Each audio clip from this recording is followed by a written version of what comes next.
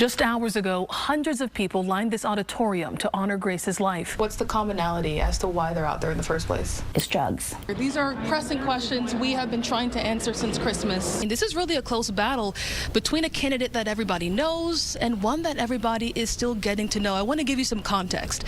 Sherrod Brown turns 72 in just a couple of days, and he has been connected to Ohio politics in some shape or form for about half of his life. I want to know what your response is to that vow, and what message do you have to the Haitians who are worried about that status? Well, the city says despite the extra help from the snow warriors, it's still going to take them some time to plow these smaller local residential streets. Is there a way to speed up that process to both give owners a chance to fix what's wrong, but also hold them accountable in a way that's a bit faster? I think some of the biggest questions from people that we've heard is, how does something like this happen? Yes. How does an inmate get to an officer and get him by himself? Let's talk about the case of Martonio Wilder.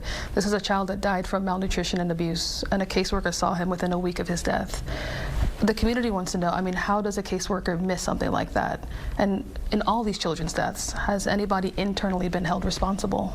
Yes, we're not going to talk about any of the specifics of a case, so I can't get into any of those specifics about any particular case. But has anybody been held accountable in general for these 5 deaths?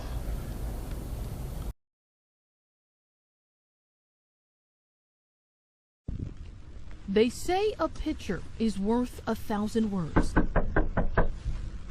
But when it comes to $17,000 worth of art, lost for 8 months during a cross-country move, Kiana Williams. Hi!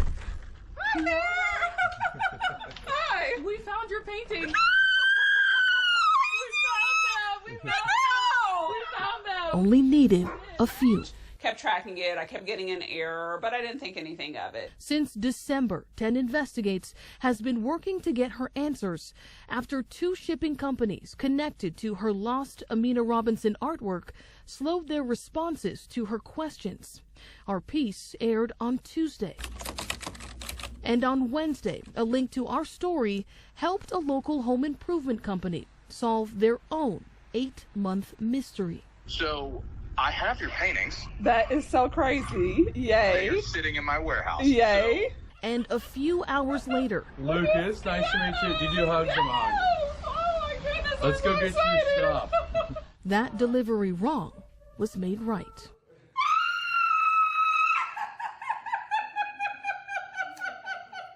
We didn't know where they belonged. We didn't know what they were. We knew they belonged to someone, though. But that didn't keep them from leaning on what they did know. I think it's just an implementation of the company's core values. We live this stuff every day. It's on the walls. It's by my office. We talk about it all the time. And this is just one opportunity to show it's just what we do. Let me go grab one more blanket and we'll wrap this thing up. It's a moment worth thousands of words. There you go. But true to fashion, in the end, Williams only needed 13. That's what I feel in this moment. It's just the goodness of God.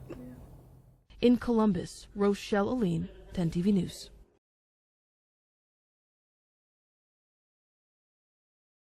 Welcome to committee. $5.4 billion.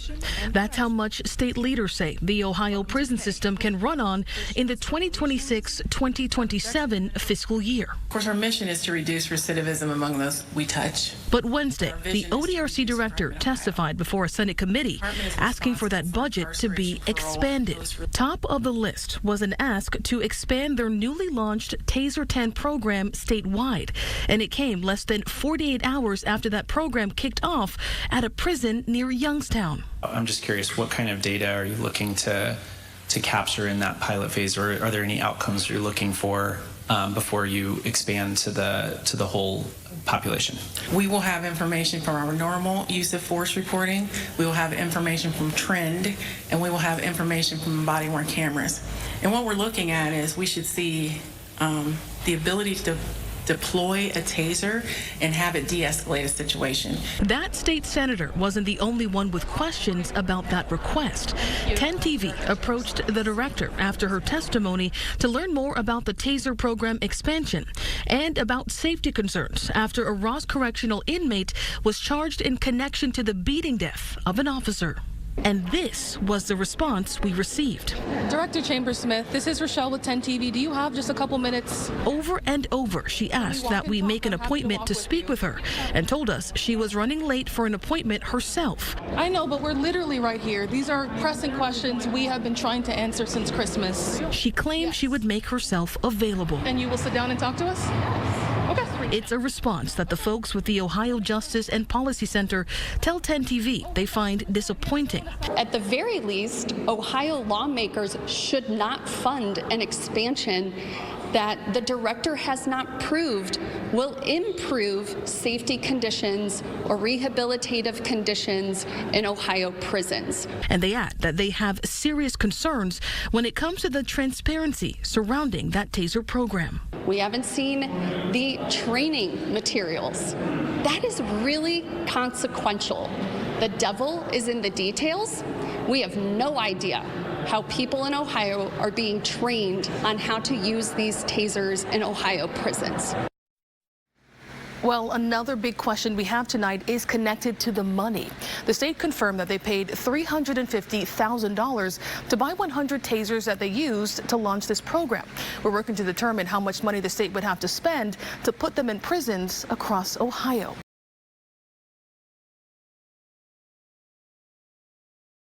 And it just kind of fit perfectly in the space. It had the look that I wanted. Amy Rose liked this cabinet so much. Just loved the whole look about it. She decided to buy it twice from a Youngstown area business called Burke Decor. The second one was going to be, right here. But almost a year later, her wall is still bare. After it got to be maybe about 2 months after I ordered, I thought, wow, I haven't heard anything.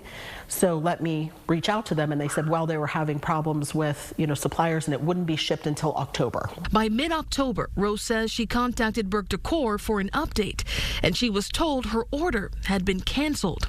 So she asked for her money back. They said it could take up to 14 days. But it never came. She financed the purchase through PayPal, and according to the company's Purchase Protection Program, you have 6 months after you buy something to get your money back. But by the time Rose's purchase was canceled, she was outside of that window. So I'm still paying payments on the cabinet that I don't have through PayPal. According to the Ohio Attorney General, Dave Yost, Rose is one of hundreds of Burke Decor customers with the same problem. There's over 250 unresolved complaints, $350,000 involved. The lawsuit is calling on the company to pay thousands in fines, cover court costs, and give everyone their money back. But court documents show that the business's founder, Aaron Burke, has filed for bankruptcy. At the tone, please record your message. We're calling you to see if you had any comment about the lawsuit that We've called and emailed Burke and her lawyer, and we're still waiting to hear back. And with that in mind, Rose told 10 TV she wanted this question answered by the Attorney General. If they go belly up, they don't have the money, what recourse does the state, anybody have to get me my money back? You can't discharge fraudulent activities in bankruptcy. So if you can prove fraud, then that's not dischargeable, and you can still be on the hook for it.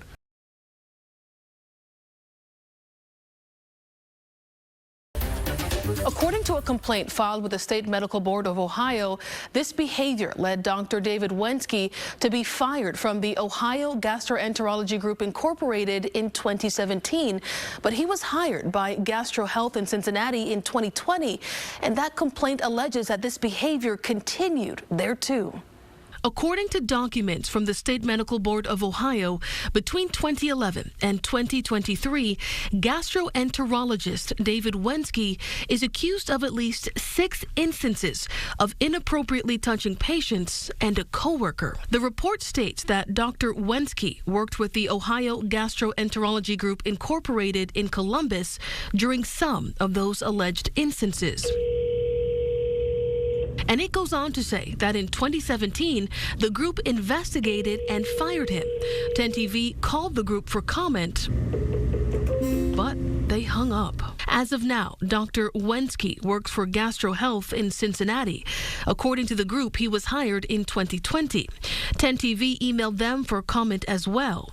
They claimed that they were unaware of the claims made against him in Columbus before he was hired. And they released the following statement saying, quote, upon notification of the investigation, Dr. Wensky was placed on immediate suspension and is not currently involved in patient care at Gastro Health. The health and safety of our patients is always our top priority.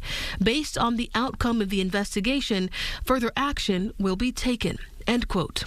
10TV also spoke with attorney Ben Andriazzi, who specializes in sexual abuse cases. He says in cases like these, the statute of limitations could prevent some alleged victims from seeking civil damages. And it could be argued that in this particular case, the statute of limitations could be as short as 1 year. Dr. Wensky's attorney released the following statement saying that the doctor is aware of the allegations pending before the state medical board. He vigorously denies the allegations, and he looks forward to presenting his case to the board.